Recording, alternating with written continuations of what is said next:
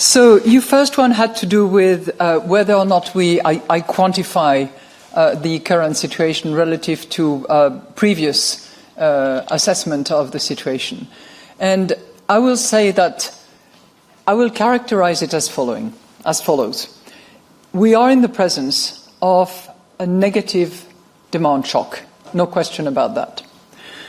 But this is not in and of itself, because we can anticipate, and let me be clear on that. When I say we are in the presence of a negative demand shock, some of the tariffs are already in place. And from an approximately 3% average tariff, we are now in the presence of a 13, I'm not giving you the decimal, but roughly it went from 3-ish to 13% in terms of custom duties on average on goods, not goods and services.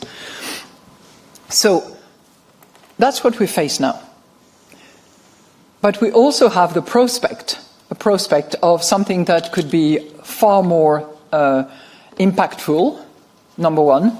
Number two, there is a series of potential responses on the part of the Commission. We know one or two or three of them, depending on the tactic that is adopted. I think the most obvious one, which has been commented and actually put on the table, is the 0 for 0 tariff offer that has been made. So that's number one.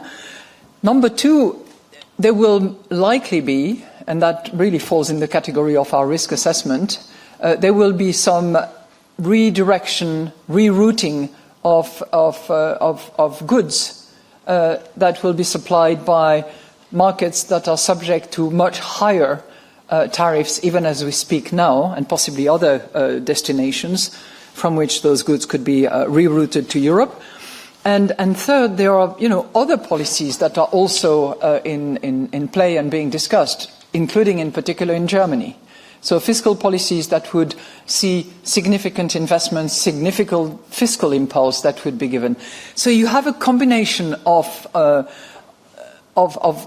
either policies, threats of policies of different categories that will obviously have an impact on the situation. Added to which, and you alluded to it, and we actually refer it in the risk statement, there is the appreciation of the euro, which we mentioned specifically in the monetary policy statement, and there has been a significant decline of the price of commodities and particularly price of energy. So you have to combine all that, anticipate that there will be development which will lead me to not actually give you a specific quantification of the impact. Suffice to say that there will be a negative impact on growth, possibly. And as I said, the impact on inflation and the net impact on inflation is less than clear at this point in time. So there is so much ongoing that some of which will probably settle a bit by our June meeting.